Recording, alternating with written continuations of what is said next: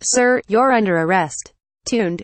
InThinkstock As allegations of misdeeds by powerful men continue to pile up in the aftermath of the Harvey Weinstein accusations, it's becoming clear that if we don't want to live in a society where abuse so plainly thrives, there's a lot of work ahead.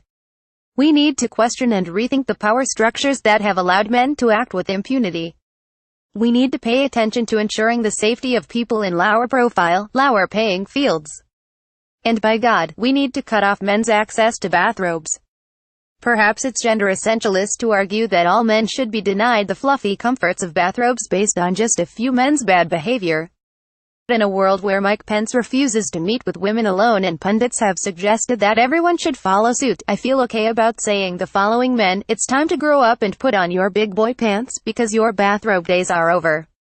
Post-Weinstein, reading allegations of abuse has become part of a horrifying routine all media consumers share. One starts to develop a sense of each alleged abuser's arsenal of tricks, some of which overlap with or echo other abuses' tricks.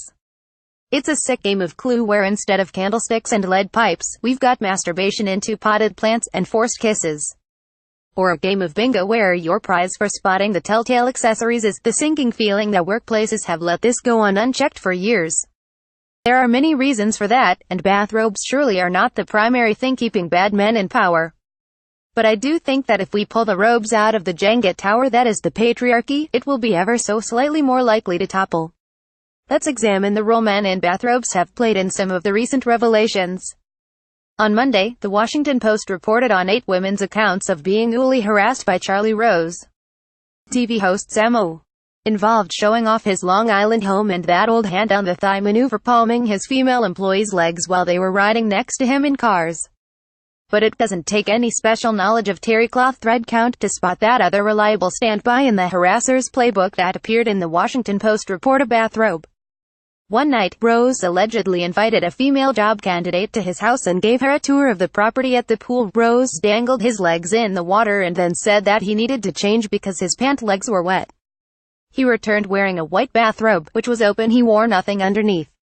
Harvey Weinstein, the man whose alleged abuses kicked off this current moment, was also known to favor a bathrobe, which came up repeatedly in the New York Times and New Yorkers reporting on his victims' stories.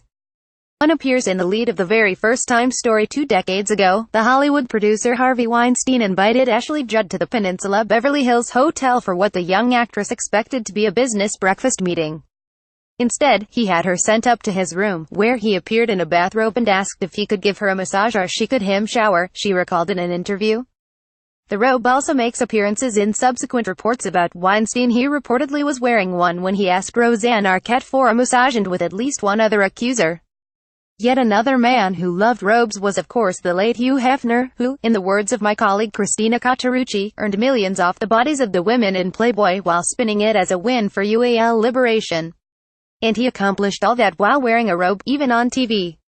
One wonders, was it the same robe that Weinstein carted from hotel suite to hotel suite, like an athlete's good luck charm, except for abuse?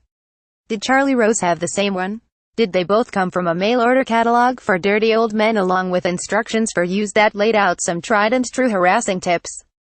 Or could any robe be an accessory to lechery? We don't yet know, so until we've worked out this current crisis, as our president might say, until we know what the hell is going on, the safest thing to do is to bar men from wearing the kind of loose clothing where only a flimsy sash stands in the way of their genitals flapping around for all to see and be traumatized by.